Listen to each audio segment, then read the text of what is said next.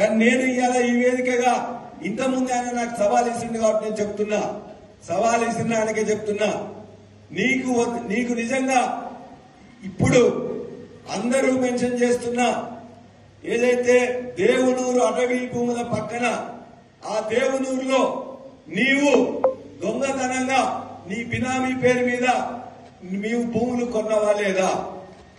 ఆ భూములకు నీవు ఒక జీతగాన్ని పెట్టుకొని గత నెల వరకు కూడా గత సీజన్ల వరకు కూడా వ్యవసాయం చేయించినవా లేదా? రోజు నీ అల్లుడు అక్కడికి వచ్చి నువ్వు నీ అల్లుడు నీ కుటుంబం వచ్చి చూసుకుంటున్నావా లేదా? దాని పక్కనే ఉండే ముప్పారంలో అదే అటవీ భూముల పక్కనున్న ముప్పారంలో నీవు మళ్ళీ 24 ఎకరాలు నెలన్నర కింద మళ్ళా బినామీ పేరు మీద కొన్నవా లేదా? ఆ కొనడానికి నీ అల్లుడు మీ కుటుంబ సభ్యులు వచ్చిందా లేదా? దాని పక్కనే ఉన్న రోడ్లు కొత్తగా నువ్వు వేయించుకోవడానికి పక్కనలతో మంతనాలు చేసి బెదిరించినవా లేదా?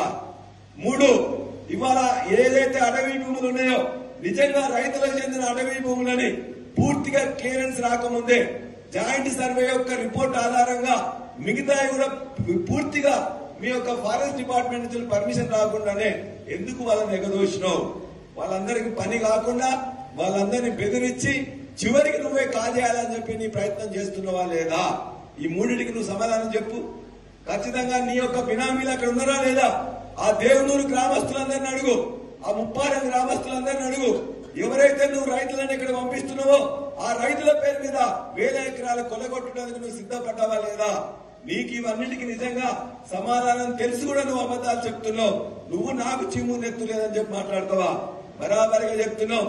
ఇవాళ నీవు ఒక పార్టీ తర్వాత ఒక పార్టీ, ఒక పార్టీ తర్వాత ఒక పార్టీ మారుతూ ఇవాళ మొత్తం కూడా నేతి బీరకాయలో నేతి ఎంత ఉందో నీ యొక్క నీతి కూడా అంతే ఉందని చెప్పేసి నేను తెలియజేస్తూ, నీవు ఖచ్చితంగా మాకు చీము నెత్తున్నది, నిజాయితీగా ఉన్నాం. కేసీఆర్ గారు తెలంగాణ ఉద్యమంలో మాకేవైతే పోరాటం నేర్పిండో, నిజాయితీ నేర్పిండో ఆ నిజాయితీతోనే నీకు కూడా హెచ్చరిస్తున్నాం.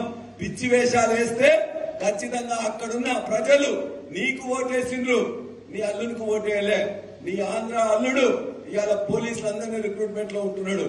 నీ ఆంధ్ర అల్లుడు ఇవాళ మొత్తం కూడా అక్కడ ఉండే మొత్తం ఇతర కబ్జాలకు కూడా పాల్పడుతున్నాడు.